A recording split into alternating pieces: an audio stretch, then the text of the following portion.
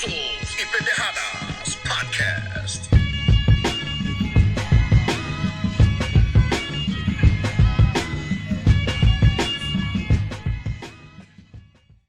What's going on, everybody? This is Putazos y Pendejadas Podcast.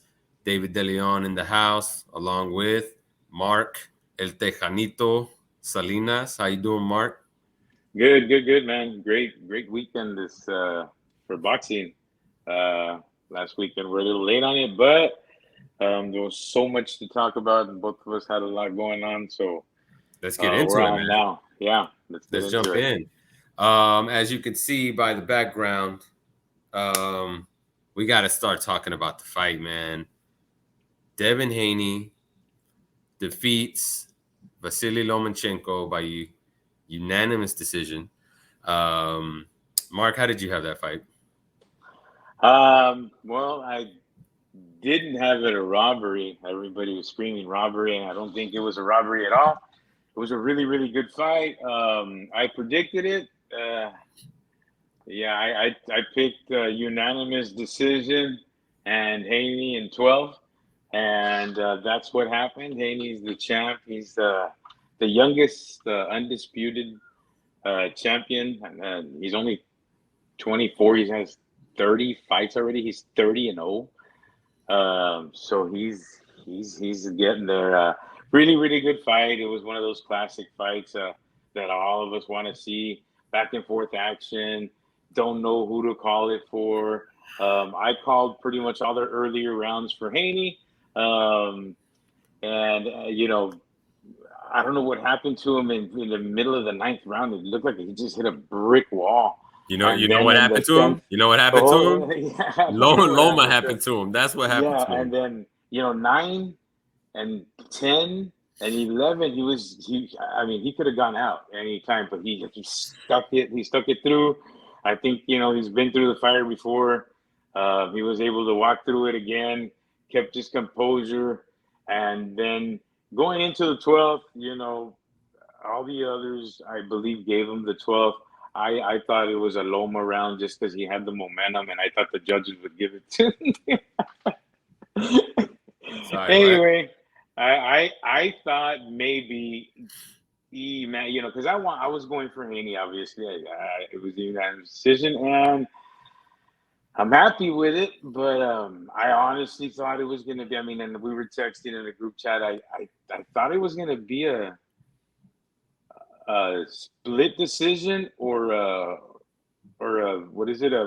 When there's a draw in 2 for Loma, that would have been like if one judge would have went for Haney, it's not a split decision. It's a split draw. No. Majority decision. Majority decision win. Yeah. Or is that 2 draws and a win? Whatever. It was gonna be that, but I thought it was gonna go to Loma because he's everybody's favorite. He's the story, and I gotta pull your card there, son. He's the lovable legend. Hold your brakes. Time out on the play. I'm calling foul. That is not what happened on the group text, y'all. That is not what happened on the group text. I got receipts. I can post the screenshots. Mark said Loma deserved to win the fight. He had won the last 3 rounds. I thought I scored it for Loma. He didn't say no majority split, nothing. Okay, he just said he thought Loma won the fight. I gave him the 12, it was close. And you did say it was close. Get it. And sorry, but there was a lot of swing rounds. That 12th round was a swing round. Okay. So I gave it to Loma. And earlier there was a bunch of swing rounds, and look, everybody there wanted Loma to win, and I don't think they wanted Loma to win, Mark. I don't think they wanted Loma to win. The whole arena was for Loma, and then the whole arena is behind them, and they feel some type of way about the fight. And luego they see his head snapping back, real actual, boom, boom, like hard. That's called landing punches. Right. That's called landing punches. But what they didn't see in the arena was homeboy Palos Culero, like the fucking body work from this guy was ridiculous. Ridiculous body work. Estaba tirando chingazos, uppercuts, and hooks. I'm sorry. I gotta cut you off, bro. Hold on. That So the was good. people don't see that. They're not exciting, right? But I see it because I like boxing. And I watched it from home. So you see all the body work that he's doing. Beautiful body work. And, Loma would go in spurts. And he would make his head snap back in those spurts because of the way Haney fights. Because he's too wide. And when you're too wide, you can't move back too quick. So it snaps his head back. That sounds like a defensive flaw to me that Loma took advantage of. Okay, yeah, and it snaps his Okay, head back. so yeah, so But it would that's happen called it would points. happen like 2-3 times around. All right, bro. This guy get was into it. just grueling and punching. So the fans think, those 2-3 headshots was the whole thing. When actually, no. I gotta stop you right there because you're okay. Did Haney do some good body work? I agree with you. He had Loma's rib cage looking pretty. But red. I had Loma winning though. But I can see where the fans are outraged. I'm not outraged. I'm glad because I picked the unanimous decision, Haney. I think it went my way. I think one way we agree is that it wasn't necessarily a robbery. It wasn't a robbery. It wasn't. I don't feel they're gonna fight again. I don't feel that strongly. That I think there were a lot of close rounds, so that makes for a close fight. There's also I think people need to chill out a little bit. I've seen worse robberies than this. This was a close fight. It was a very good fight. A lot of high level boxing, a lot of imposing of strategies. Like I really thought Loma made the most adjustments. Both fighters made adjustments in the fight. Haney specifically going to the body. He was trying to cut Loma off to his left, but Loma made an adjustment and had frustrated Haney towards the end of the fight. I remember an exchange where Haney was talking with his dad, and he was telling his dad, he knows what I'm doing. Yeah. And his dad said, well, go under, like duck. And he's like, he's only doing it one time. And Haney's like, no, he's doing it more than once. So he sounded very frustrated. But to that he's end, real competitive, man. He's real to that competitive. end, though, you said that the whole crowd was for Loma. I think Loma won the crowd over. No. Don't forget, Vegas is Haney's hometown. Okay. 35-year-old man who was at war. Again, Loma won the crowd over, I believe. And he won a lot of boxing stars, professional boxing personalities over who thought he won the fight. So it wasn't just fans. There are pro boxers, trainers that thought Loma had won the fight. I thought Loma had won the fight. I don't like the decision. Still don't like it. I rewatched the fight again. I did struggle to score some of these rounds. But I'll tell you what I liked about Loma. You tell me what you liked about Haney. What I liked about Loma was he scored a lot of cleaner punches. He threw combinations at Haney. And Haney was pot-shotting most of the night. He was throwing ones and twos, 2 punches at a time at the most.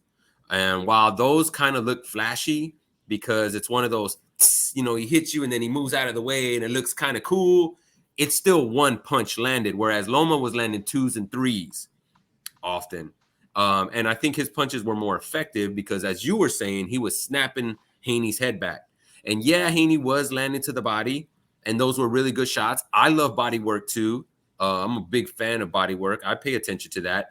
But you got to set that up. You can't just hit up one body shot, doesn't negate 2 shots to the head. And that's what was happening a lot of times in the fight. Haney would land one body shot, and then Loma would come back and throw a 2 or 3 punch combination and hit him twice in the head. So it wasn't tit for tat a lot of times with those exchanges. The body work was great. I think if Haney would have gone a little bit more aggressive to the body, he really could have taken more juice out of Loma when he needed it because Haney started to get tired towards the end of the fight. I think you can agree with that. Yeah. Anyway, I'm kind of with you. I'm not really at the point of calling it a robbery, but I think it was a bad decision. I definitely think the scorecard from Dave Moretti was terrible. He had it 8-4 for Devin Haney. Even gave Devin Haney the 10th round, which was a clear winning round for Loma. Just don't know how that could be accepted. And I actually put the highlights up here so they could be on while we're talking. So yeah. Anyway, that was the fight. So that the 7-5 is how many rounds to Say that again. How many swing rounds do you think there were? That's tough, man. I want to say 3 or 4. 3 or 4? Maybe 3. Because I had a hard time. You made a good point when we talked about this fight earlier that both fighters checked a lot of boxes. When you talk about how you score a round and what wins a round, ring generalship, effective aggression, clean, effective punching, defense. Both of them had it all. Exactly. I think but nobody saw Haney's because it was grunt inside hard working. No, it's not true. I saw Haney's. The Tijuana style, the Mexican style coming forward. I saw Haney coming forward. Boom, boom, come. And then when he had to go back, because Lomachenko came to him too. He knew how to fight going backwards. It was just beautiful, man. Both dudes fighting an excellent fight. Everybody's pissed off. It was a beautiful fight. People just forgot about how beautiful of a fight it was. This was a high level fight. I agree with that. What got lost in the sauce? These are what the outrage. The outrage is covering the fact that this was a great fight. It was. These are what you call. Look, these are superb putazos, is what we're gonna call it here on this show. When we see something like that, like Israel Vasquez Marquez, superb putazos. This was just superb putazos on both ends, man. It looked great. But yeah, we got to go on to the next one here, or else we'll be here all night. I do. Before we move on, I gotta say that this fight reminds me a lot of a past fight that we've also discussed: Jose Luis Castillo and Floyd Mayweather. Bad decision, that fight. Castillo clearly won that fight. A lot of people thought he won that fight as well. And Mayweather did the right thing. He took on the rematch when all those doubters kept telling him that they thought he lost the fight. He says, well, we can do it again. And he definitely rematched Castillo, and he beat him the second time and had Castillo frustrated in the corner, telling his corner man, I don't know what to do. I can't hit him. Devin Haney should take note, do the same thing. I think they need to run it back. Otherwise, I think this tarnishes his little run. He was the darling of the 135-pound division for a while after beating Kambosos and going down to Australia to do it. That said, this kind of takes a little shine off him, even though you like to say, hey, he's the youngest undisputed champ. Yeah, but I think he's disputed now. I think he's disputed. It is disputed. It's disputed. I think Lomachenko has a claim to that title still, and they should clear it once and for all in a rematch. Well, Haney, I believe, is coming out of this a big winner. He's coming out the villain. He came in the villain. He was the villain in the arena, and he's going to be one of them Mayweathers. Let's pay and see him get knocked out. He's going to be the villain against Davis. He's going to be the villain against anybody. He's got a villain face, so. I like the guy. Yeah, he's got a villain. He's like that Ric Flair type. Villain face. You know what I mean? Just I'm better than you. I'm a good guy. I mean, whatever. He likes to talk shit, and that's kind of the thing. I don't think he's that good at it, honestly. I wish he'd just kind of straight up, just be professional. But whatever. Mayweather used that to his advantage, and it paid off for his career. Prince Nassim Hamed, also very cocky, very confident, almost arrogant persona. Yeah. And that put butts in the seats. It sold tickets, and it made people want to pay to see him fight and also pay to see him lose. So he was cashing in on both ends of the fandom. If it works for Devin, it works. I think he should have the rematch with Loma. I don't want to see any other fight other than that one next for him. All right, so let's talk about the rest of the card. Let's talk about the rest of the card, Mark. We had Junto Nakatani with an impressive 12-round stoppage of Maloney. Man, that was a hell of a shot. Did you catch that punch at the in the 12th round? Yeah, I really was disappointed with Maloney, man. But like we were both saying, those Japanese fighters, man, they throw chingazos all the way to the end. And this dude carried that power to the end. It's crazy how they can carry that power all the way down there. But he did really well. We both called that one. But what's next for him? What do you think? Well, supposedly he's on looking out for a unification match with Francisco El Gallo Estrada. El Gallo. El El Gallo Gallo, Estrada. man. And That this guy's a guy's legend. shooting for the moon right now. Yeah, well, we will be supporting El Gallo if he goes against Japan. Is Valdez fought that same night as well, right? Yes, Valdez did. Oops, sorry, man. I was going to put this on here. I just want to give a little quick shout. Just look at that punch. Oh, Yeah, that was bad. That was devastating. That was yeah. bad. It Oh, He's out. and like that was in the 12th round, man. devastating. Yeah, And that was he's pretty running bad. around, That and was pretty bad. he's running around like he just barely like in the third or fourth round, like, and he that power was first round power, like, man, or like third round when you're warmed up power. It was, and then that was in the 12th. These guys are killers, man. These two Japanese guys and Mexican nationals could probably fight 15 rounders easy. Oh yeah, and but that'd be kind of brutal, man. But I definitely love to see that fight. Hopefully, it comes off. That would be a huge fight for that division. Unification match doesn't get any better than that. Yeah. Let's go on to the Valdez fight. Oh man, that was, I don't know about you, Mark. I thought that was a snoozer. I was not impressed with Valdez. I know he kind of felt, he said going into the fight, he felt refreshed fighting Adam Lopez. I dubbed it the rematch nobody wanted. That was a rematch from a fight that they had fought before. It was a couple years ago.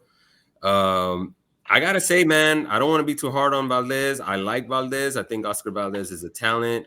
He's definitely a warrior in the ring, but I did not see anything new from him. He looked the same to me. Maybe a little bit more head movement, but it just wasn't consistent enough. His defense wasn't great. He was just kind of trying to walk Adam Lopez down and knock him out. And I think it created the opposite effect where Lopez knew all Valdez was doing was trying to come and knock him out and go heavy with the left hook. Yeah. Lopez knew what to look for, and that's why he survived. Also because he's tough, because he took some hellacious shots. But I just didn't see any new wrinkles in Valdez's game. It kind of looks like he stagnated a little bit. Yeah. But he definitely won the fight, hands down, and he beat Lopez. What did you think of Valdez's performance? I mean, pretty Valdez-ish. I mean, he just chingao. He just does the same thing over and over. Every time he wins, it looks the same, boring. Very technical, very good footwork, good everything. Not really crazy power, not crazy speed. He just does everything very well. Not great, just very well. Technical, and he's very smart and knows how to keep you off him. If he's going to be smarter than pretty much most of the guys in front of him because of his amateur career, and he came in as a big name early. He had like a lot of early success, but as he's gotten older, he's never changed his game really. And it's showing. He has the same old toolbox, and he never wants to buy any new drills or nothing. He's just dependent on that left hook too much, and he's swinging for the fences every single time. I mean, I'd love to see him double up on the left hook at least. Maybe bring it to the body and then back up to the head, and then from the head to the body. I think he just needs to set it up a little bit differently. It's definitely his best punch. I'm not saying for him to get rid of it. I just think he should set it up a little bit better. He could probably see some better results. But I got to give credit to Lopez, man. Valdez did land some really hard shots, but Blue Nose stayed in there, and he ate those shots, and he made it all the way to the 12th round. So I think that was a moral victory for him, and that's kind of what he was looking to do. Yeah, man, chinga pobrecito Valdez. I put him in the category of the Abdur Marises of the world that they had early success and everybody was behind them and pushed them, and they just never won the really really big ones, but they stayed like involved, and I see that type of same career. Maybe I've seen them on Aztec TV already and stuff. So, pobrecito, que le va bien, but I think he's probably gonna get one really good more payday. And then probably a send off, but no bitching out. Well, Mark, it looks like he's setting up that payday against your boy Manuel Navarrete. That's August gonna 12th. be his, yeah. No, and How do you Vaqueros. see that one going? But you know who's my guy always, dude? Who's my guy? Navarrete. I love that guy, man. I was there live with him once. He was sponsored by some local construction workers from here, from the valley that I know. For a while and early in his career, I like him. I've always liked him early in his career, man. The guy's a knockout artist. You can say he looked bad in his last fight, but I say he looked good because he overcame Good some, point. I mean, he was dropped. some Was that early his first time being dropped?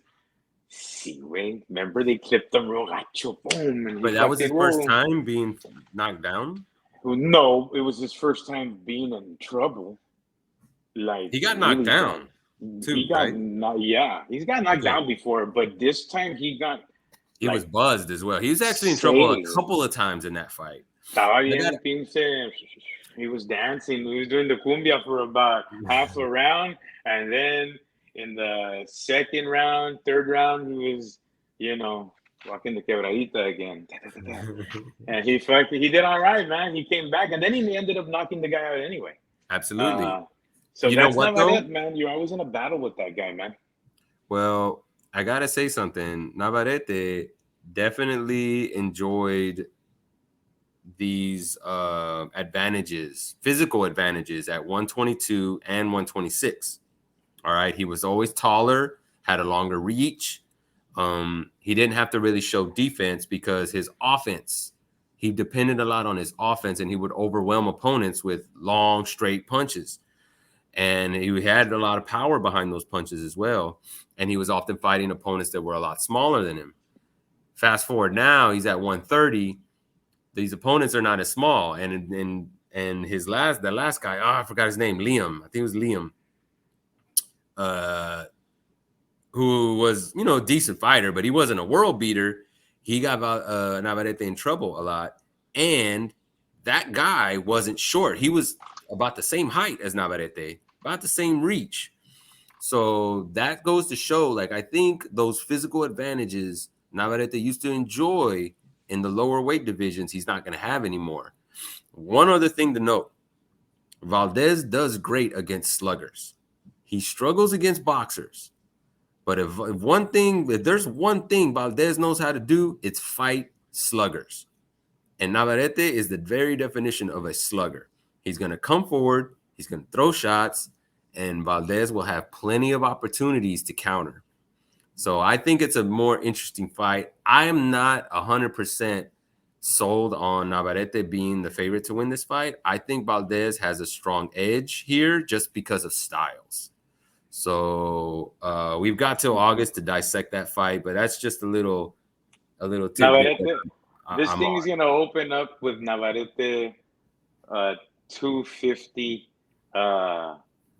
I'll take that. It'll be $2.50 to win $1. I'll bet against that. So you wait. Bet the dog. I'm betting on the dog, and I think the dog is going to be Valdez. Yeah. You bet on Valdez. You bet $1, you get $2.50. I think that's the way. I think that's the way it's going to work out, man. There's no dissecting this one. It's over for a long. We'll see, brother. But I think styles make fights. It's an old saying in boxing, but it's old because it's true. It's lasted that long, and I think those styles are gonna go in Valdez's favor. Okay.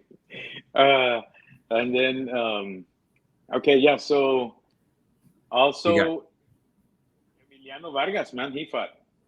Yeah. And he looked good. I Again, caught yeah. I caught the last round of his fight. I didn't get to see the whole thing. He looked good, man. I think he's the crown jewel of the Vargas family. He was catching shots. Of course, again, it's very early in his career. He's fighting limited opposition. These are guys that are supposed to help develop him. But I like his approach. He kind of reminds me of his dad, maybe a little bit more defensive minded than his dad. But when he punches, he looks to hurt you. And he goes up top. He goes to the body. I really like Emiliano Vargas. He's the youngest one, if I'm not mistaken. Is that right? Yes. No. There's the. Is it Amado? I Is Amado the youngest one? yes, the one that fought last week is the youngest one. Okay. I Or think 2 weeks ago. Emiliano. Okay, I think Emiliano is probably. He looks to me. It's still early. Like those guys are all young, but Emiliano to me. All of them are undefeated. Yeah, that the one that fought this weekend is the one that I think is gonna pretty much go further than all of them. But we did have another fight as well, man. Oh yeah, and I heard you're talking about this being fight of the year potentially, right?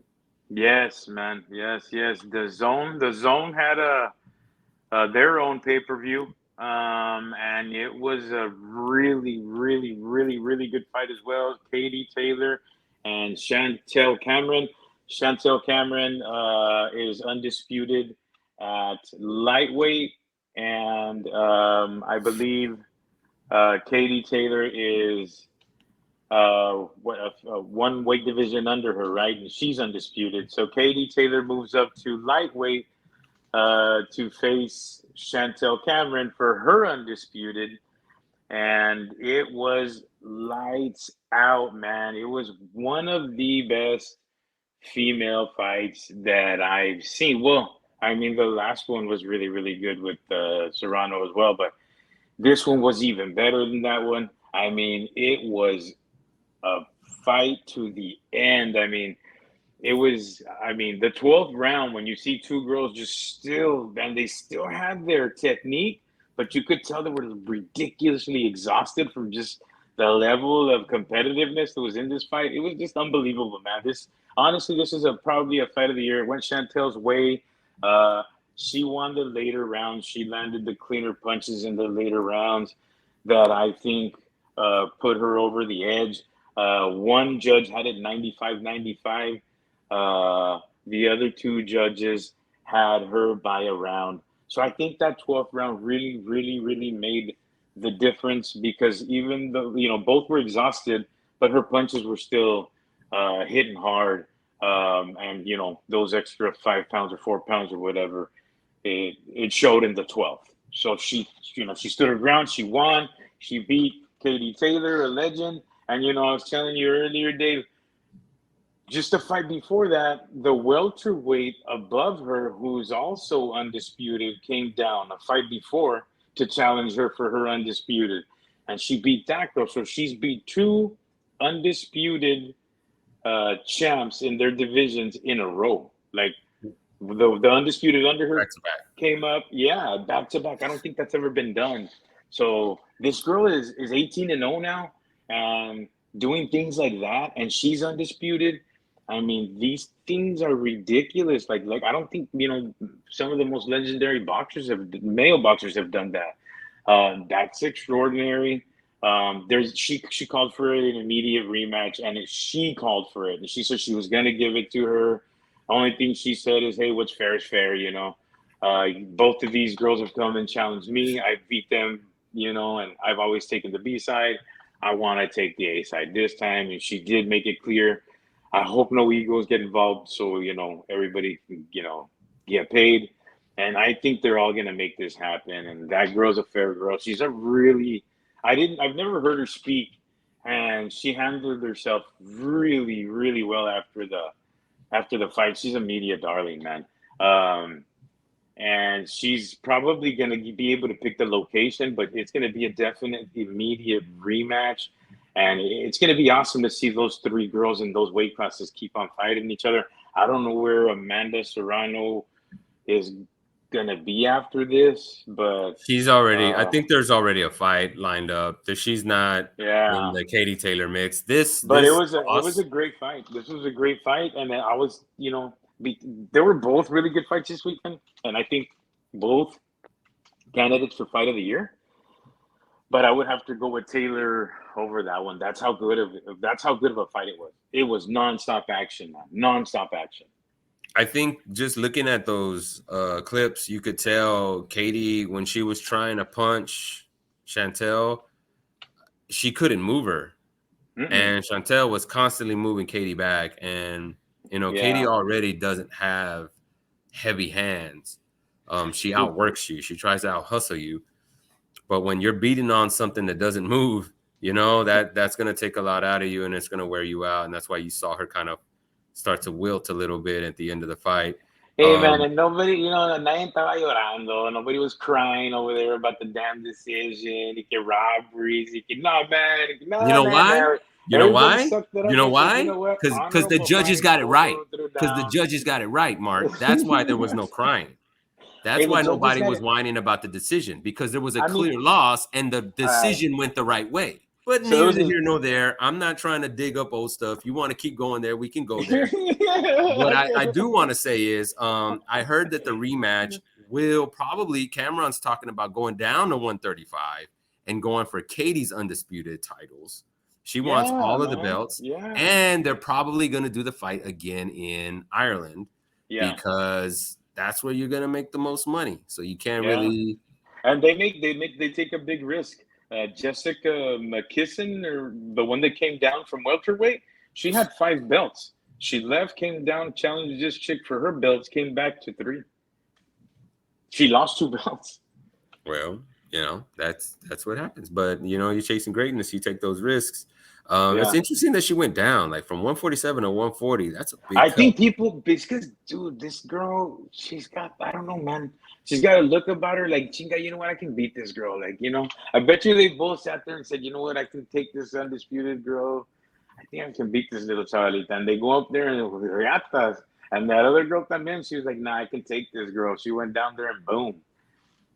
All right. So, well, we'll see what happens. We know that that's going to go down. Chantel is going to try to push that rematch, and it'll happen again in Ireland.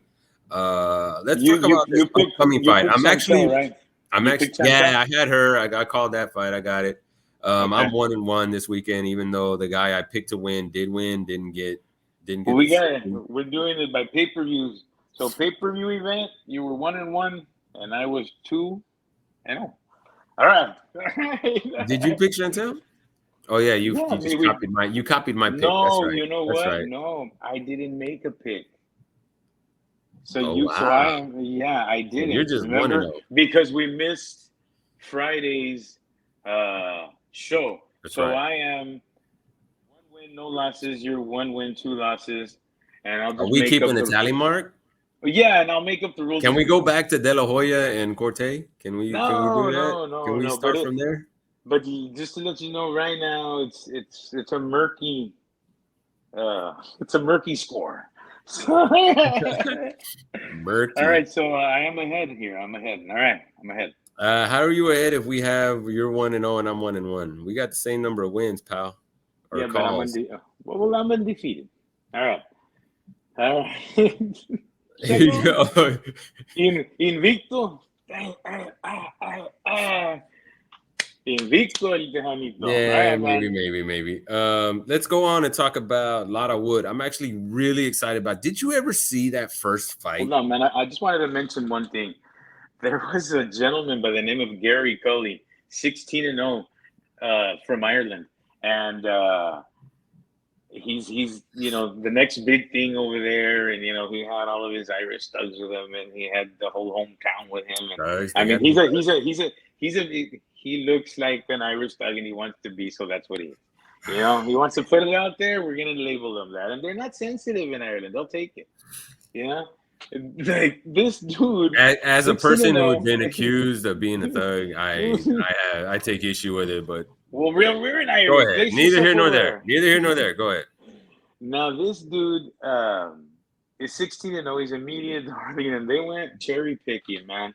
and they went and cherry picked Jose Felix Jr., who just got knocked out maybe like 3 fights ago in 2020 by Navarrete, and really, really bad. Guy had like six losses on his record, so it looks really, really bad. He's never been at a high level, and they picked him. But I don't know if they saw the guy had 31 knockouts, and again, he's a Mexican fighter. I think I mentioned this last week. Mexican fighters, man, it doesn't matter. These guys are killers, and this dude goes over there, and it's supposed to be, and he's a 126 fighter, and he's fighting this cat at 137 and a half. And he knocked the hell out of him in the third round. The whole country was in an uproar. I mean, it made every single paper. It was like a really big thing over there. This guy must be there are other countries, they have their own stars, and it was cool that a Mexicano from Mexico, Jose Felix Jr., went over there and had a huge upset. So that was the upset of the weekend, Jose Felix Jr.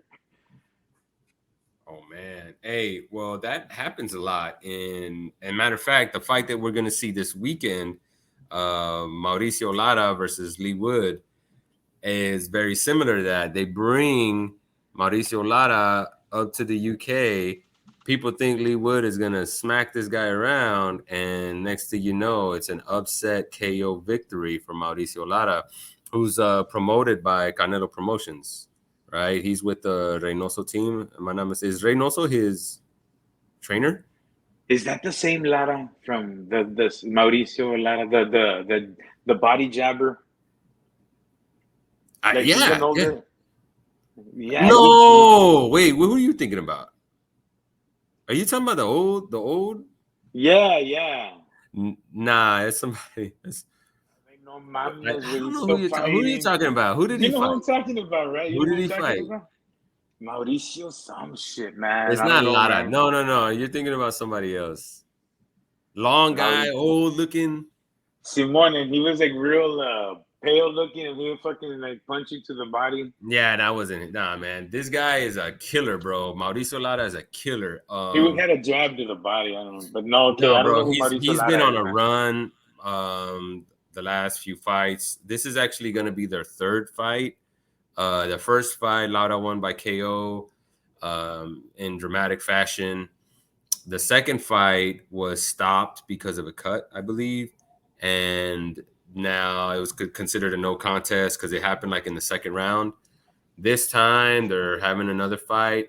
But Lara has gone. This is going to, right before this, he fought, oh man, I forgot this guy's name.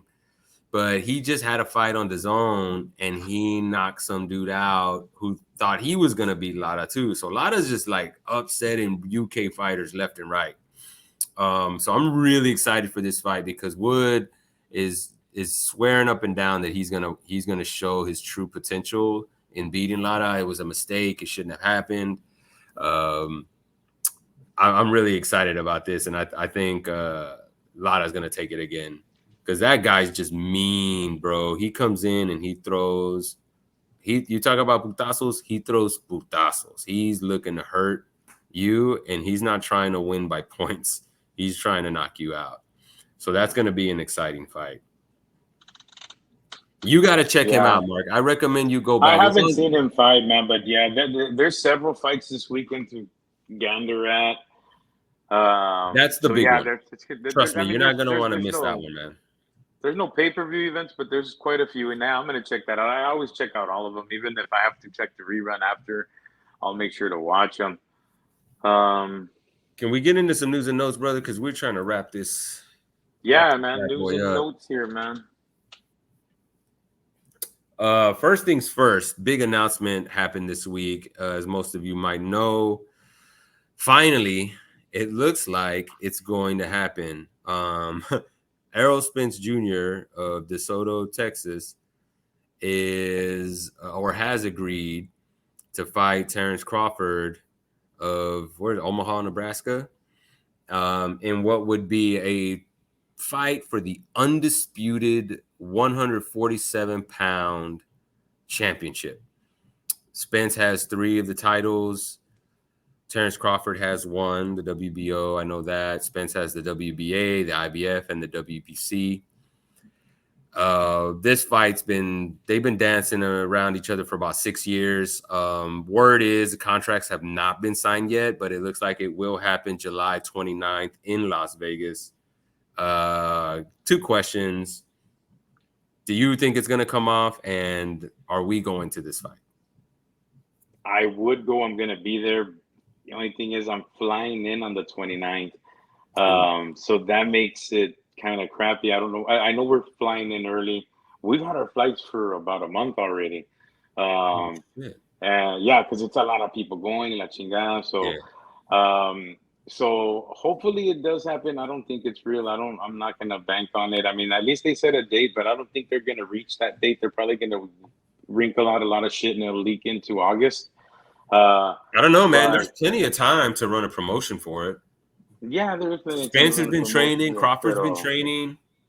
I don't know. But we'll see. But still, they need to agree to everything. I mean, but if it happens early enough for me to buy the tickets, yeah, hell yeah, me and my concuño go quickly.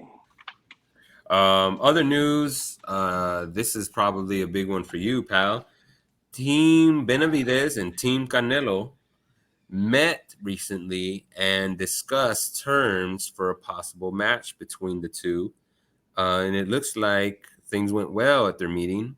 And Team Benavidez is saying they will send an offer over to Canelo, see if he agrees to it.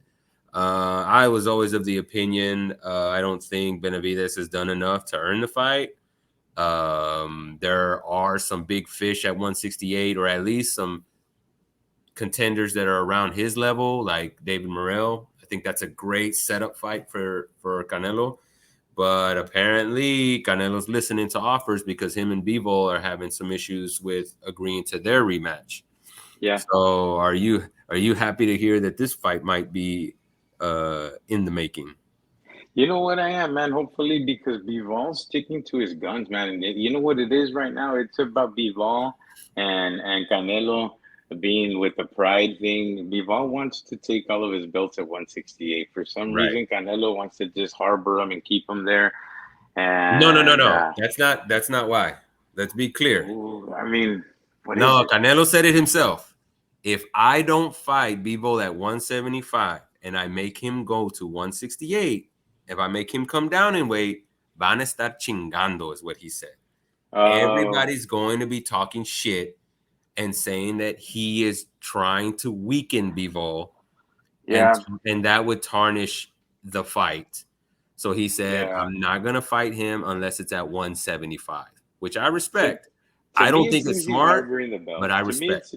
To me, it seems he's harboring those belts, man. He wants to keep them hostage. He's left that division, gone to fight, come back. But anyway, But you don't agree with that? You don't think people would start talking shit and saying, "Oh, Canelo just wants him to come down to 168"? Yeah, I mean, Canelo's going to be talking. They're going to talk shit about him anyway. He's not a likable guy. I mean, not even in his own country, they don't love him. I don't know why, but I mean, I like him. He's good. He's a good fighter. But I too like him. I think it starts with some of the old school Mexican fighters not being fans of him and speaking very negatively of him.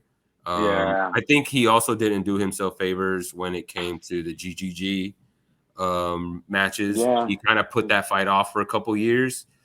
So I think that kind of hurt him. But ever since the GGG fights, I think Canelo's been on a crazy run. I think he's been doing it better than anybody else in boxing. Not only selling tickets, but trying to challenge himself and, reach these heights and records that no one from Mexico has ever done. He wanted to be a 4-division champ. He wanted to beat the main fighters in their divisions. So, yeah. And I think the first undisputed Mexican champion, I believe, right? Mm-hmm. And the first undisputed 168-pounder. So, Canelo's been chasing history. And I can't really get mad at that. We'll see what happens. Either way, I think that'll be an interesting fight. Look, Canelo's not getting what he wants. Bivol's not going to get what he wants. And Benavidez is just reaping the freaking benefits of those dudes.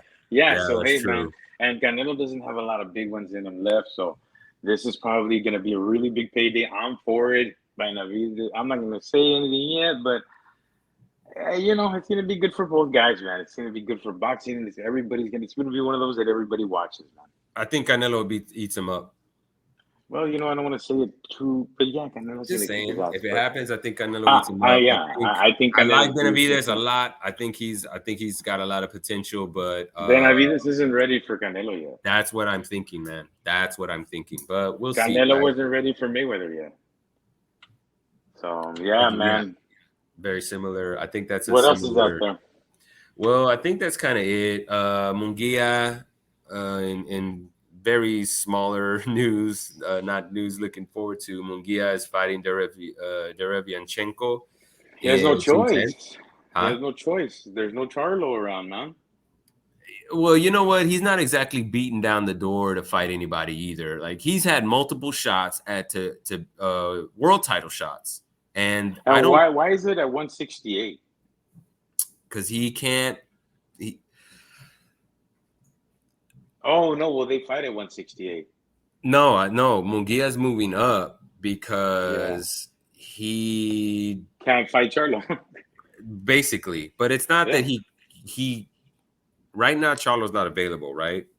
Because he's going through his mental health thing. Yeah, which is one of the issues that I said, like because the WBC wants to coddle him a little bit and be sensitive to his situation, they're holding up the whole division. 2 years. Yeah. Well, right, but the point is, Munguia been waiting for 2 years. Yeah, but they could have already fought. They could have made other matches at 160 and multiple. He had a shot at the WBO title, Mark. He had a shot at the WBO title, and he didn't take it. He's gotten two. This fight happened at 160 for the number one spot. He's gotten 2 chances to fight for a world title at 160, and he took none of them. So let's be clear about this. Munguia, why won't they let him fight it at 160? I don't know for the number one spot. I don't think Golden Boy either doesn't believe in him or Munguia doesn't. No, Golden Boy's the one that brought up the issue.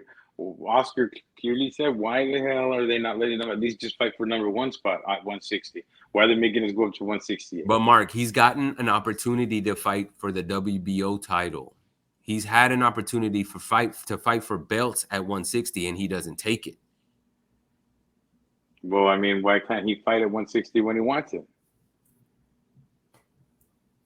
Like that's I don't know. Yeah. To me, it looks like Munguia has been avoiding challenges at 160. Yeah. He's been chasing an old GGG.